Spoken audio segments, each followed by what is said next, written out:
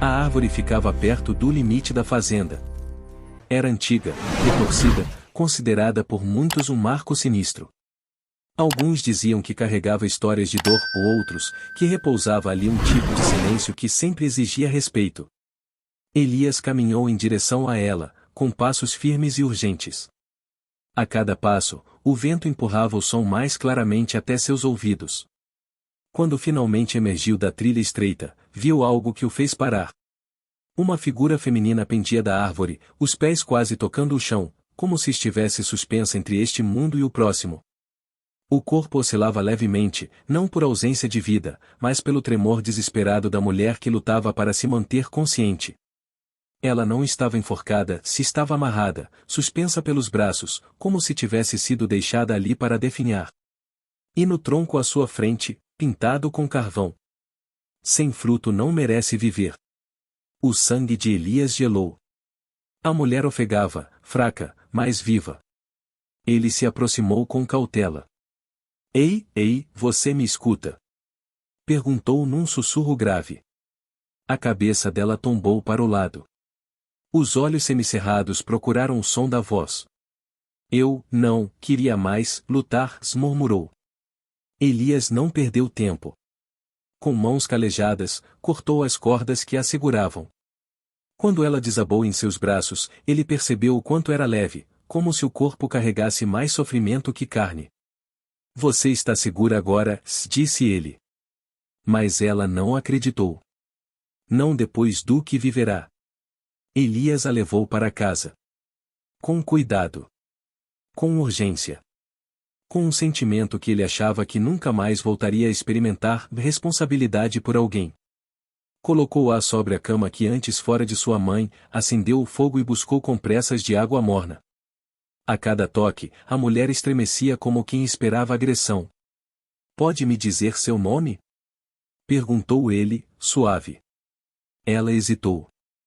Quando finalmente respondeu, a voz era um fio quase imperceptível. Clara. Um nome que significava luz. Uma ironia cruel para alguém que havia sido mergulhada em tanta escuridão.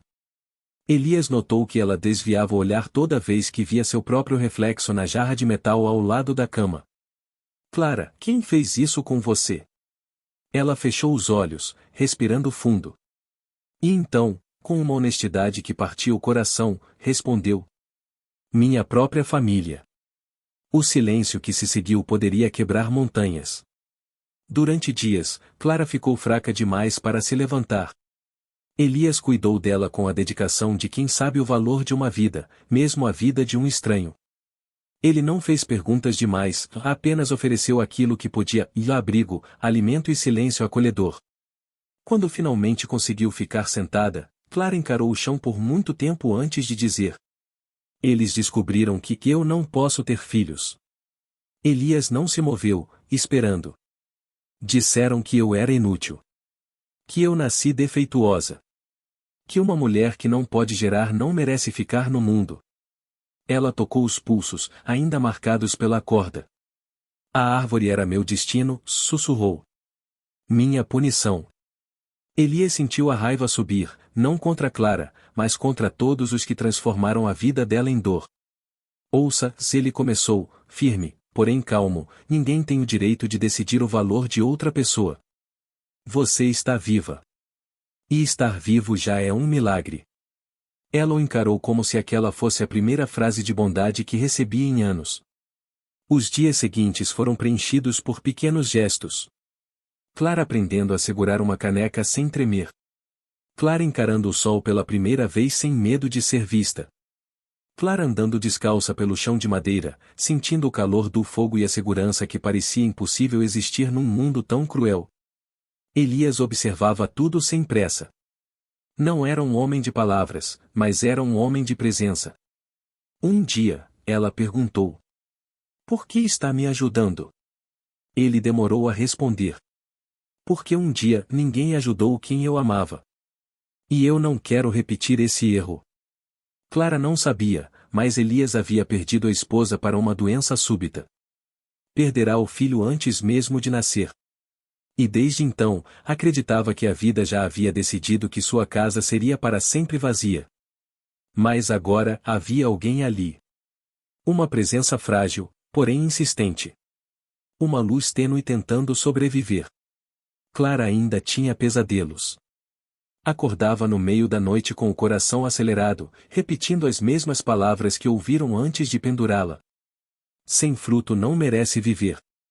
Elias acendia a lamparina, sentava ao lado e dizia: Você está aqui. Você está viva. E ninguém mais encosta em você. Ela nunca respondia, mas o modo como respirava lentamente mostrava que as palavras penetravam, mesmo que pouco a pouco. Certa manhã, enquanto alimentava as galinhas com mãos trêmulas, Clara murmurou: Elias, eu tenho medo de existir. Ele parou e encarou-a, sentindo uma dor que parecia sua. Eu também tive, confessou. O luto me deixou com medo de tudo. Mas cada dia que passa, o sol nasce de novo. E isso é a prova de que a vida continua, mesmo quando a gente acha que não merece. Clara absorveu aquilo como quem recebe água após longos dias de sede. Com o tempo, Clara começou a reconstruir coisas dentro de si. Primeiro, a confiança. Depois, a voz. E, por fim, a ideia, ainda frágil, mas presente, de que talvez merecesse viver, mesmo sem gerar filhos. Um dia, enquanto Elias trabalhava consertando uma cerca, Clara aproximou-se devagar. Eu quero aprender, disse ela.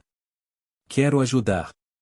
Elias sorriu, um sorriso pequeno, mas sincero. Então venha. Eu ensino. Naquele dia, Clara aprendeu a usar um martelo. No outro, aprendeu a acender o fogo. Depois, a lavar roupas no riacho, a cortar legumes, a varrer a varanda. E algo extraordinário começou a acontecer, ela se sentia útil. Não porque produzia filhos, mas porque fazia parte de algo. Tudo caminhava bem, até o dia em que 3 homens chegaram à fazenda. Elias reconheceu um deles, o irmão de Clara. Rosto duro. Olhar gelado. Viemos buscar o que é nosso, disse ele. Clara ouviu a voz e congelou. As mãos começaram a tremer. Os olhos se encheram de terror. Elias ficou entre ela e os homens. Ela não é sua posse, afirmou. É nossa vergonha, rebateu o irmão. E vergonha a gente esconde ou elimina. Clara recuou, lágrimas silenciosas escorrendo pelo rosto. Vá embora, se Elias exigiu. O irmão riu, mas recuou. Isso não acabou. Enquanto eles se afastavam, Clara desabou. O corpo tremia como se estivesse de volta à árvore. Elias assegurou, firme. Eu prometi que você estava segura aqui. E não quebro promessas. Naquela noite, Clara falou algo que Elias nunca esqueceu. Eu achava que não era nada, que não tinha valor algum. Quem te disse isso mentiu, Elias respondeu, segurando suas mãos. E agora eu tenho medo do que vai acontecer se eles voltarem. Se eles voltarem, não vão te levar, garantiu. Ela o encarou lentamente. Por quê? Elias respirou fundo. Porque você me devolveu algo que eu achei que tinha perdido para sempre. O quê? A vontade de cuidar. De proteger. De viver. Clara levou a mão ao peito, surpresa. Ela não imaginava que pudesse significar tanto para alguém. Os homens voltaram. Mas desta vez não vieram com ameaças, e sim com ferramentas e fogo, dispostos a levar Clara à força. Elias saiu da casa antes que alcançassem a varanda. Ela não vai com vocês. Ela é nossa, se insistiu o irmão. Não é objeto. Não é propriedade. E não merece carregar o peso da ignorância de vocês. Os homens avançaram, mas Elias ficou firme. Não lutou por violência, lutou por presença, por posicionamento, pelo peso moral de alguém que finalmente encontrou algo pelo qual valia a pena permanecer de pé. A tensão durou longos minutos. Finalmente, um dos homens, o mais velho, o pai de Clara, suspirou, cansado do próprio ódio. Fiquem com ela então. Para nós, está morta. Clara ouviu as palavras da porta e percebeu, naquele instante, que nunca mais precisaria tentar agradar quem nunca amou. Os homens partiram. Definitivamente. Na manhã seguinte, Clara despertou com uma sensação que não sentia desde a infância. Paz. Ela saiu da casa, aproximou-se da árvore onde fora encontrada e tocou o tronco com mãos firmes. Eu sobrevivi, sussurrou. E isso basta. Elias aproximou-se em silêncio. Clara, hoje você está diferente. Ela sorriu pela primeira vez desde que ele a encontrara. Hoje eu sei que não nasci para dar frutos. Eu nasci para viver. E viver é suficiente. Elias sentiu algo aquecer dentro de si.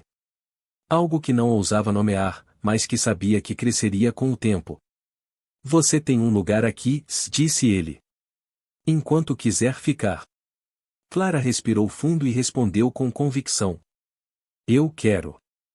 Meses depois, ao lado da árvore antiga onde sua dor começou, Clara plantou uma muda nova. Não um símbolo de maternidade, mas de renascimento. Elias colocou a mão sobre o ombro dela. Que árvore é essa? Clara sorriu. Uma que dá sombra. Uma que acolhe. Uma que protege. Como você fez por mim. E ali, naquele pedacinho de terra esquecido pelo mundo, dois seres quebrados encontraram algo mais forte que qualquer fruto. Encontraram um ao outro. Encontraram sentido. Encontraram vida.